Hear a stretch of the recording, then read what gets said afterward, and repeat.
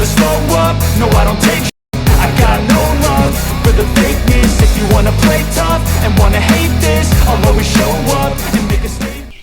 Hello everybody. I often get asked, how did I do 29 years in prison? How was I able to do it? They ain't talking about physically, they're talking about mentally. I could give the easy answer and say I had no choice, and which is true, you know. But it's more than that. When I was growing up, my dad always taught us to never give up, me and my brother, on anything we did. He did not like hearing the word can't. Like, if he asked us to do something and we said we can't, we may even try. And then we say, I can't do this, Dad. He goes, can't never could do anything. He started naming us can't whenever we'd say we couldn't do something. He also did not like putting things off for tomorrow. You know, if you said something like, I'll do it tomorrow, not today. He says, tomorrow never comes. When tomorrow comes, it's today. Why put off till tomorrow when you can do it right now? You're sitting there on the couch. Why not do it right now? And so, I kind of had that attitude when I was in prison, you know, and it was reinforced by old convicts there. You know, that never give up, you know, and they, these old convicts, ones that took me under their wing, they schooled me on how to do time thing, you know, stay focused, don't be letting your mind wander to the streets. You know, you can't let your mind stay 24/7 on the streets. But I was always busy doing something. And I remember at one point, I got down. I mean, it happens to all of us. I just, you know, I almost felt like giving up, you know. It was after, I think, my third or fourth parole hearing, and I got denied. I was like, man, what's the use, you know? These two convicts came to me. One of them was younger than me, and one of them was older than me. He'd been down a lot longer than I had, you know. And they said, let's walk. Because I'd kind of stopped working out and doing the things I normally did, you know. I was just kind of moping around on the yard. And they said, what's going on with you? So what do you mean? Ain't nothing wrong with me. They said, yeah, you are. You changed. You ain't working out much anymore. And when you do, it's not like you got your motivation in it. So I told them. Both of them, especially the young one, told me, so you have been an inspiration for us. You know, you kept us motivated. I couldn't believe the old head was saying that. I said, really? Because I kind of looked up to you, you know? And they said, he goes, yeah, but you shouldn't even be in here. And yet you walk around and carry yourself where you're supposed to. And you know, you're always able to laugh and smile. And now you're going through it, so it's our turn to lift you up. And they did, you know, they got me out of that slump I was in. It took them a couple of days. It took them a few days, you know, but, and there's one other time I almost gave up. But I was on my way out the door. I got a date,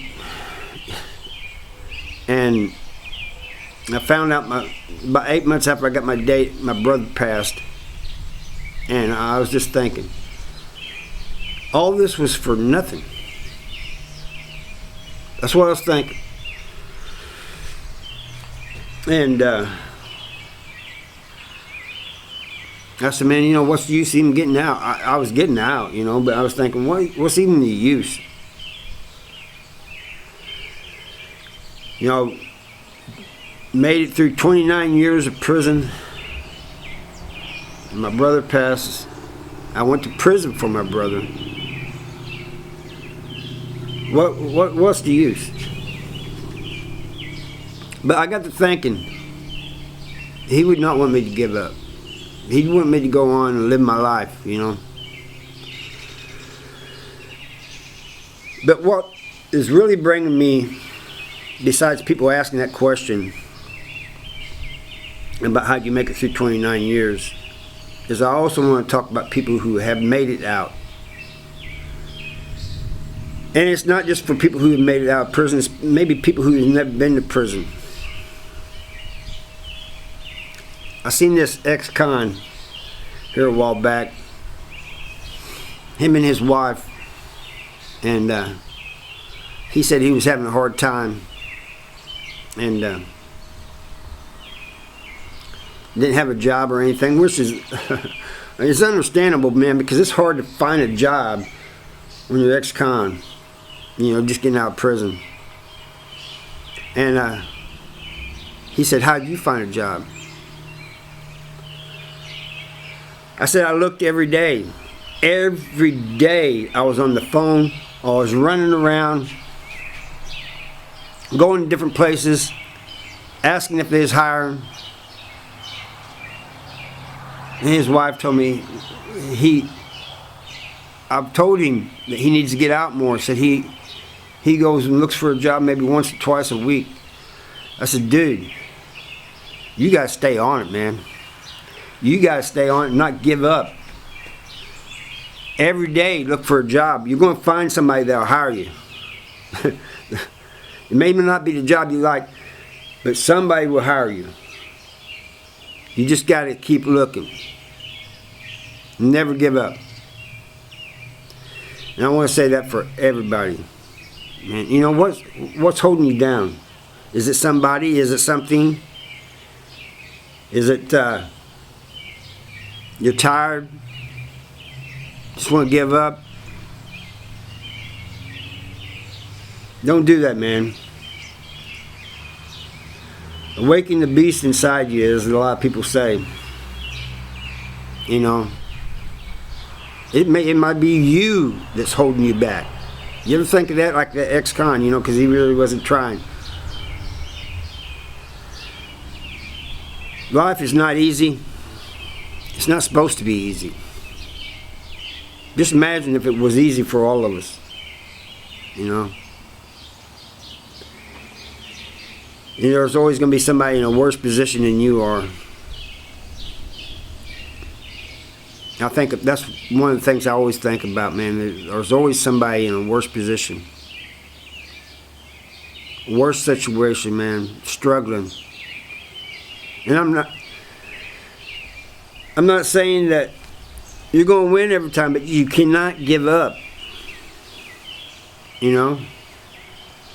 You see teams playing, and there'll be a team way behind.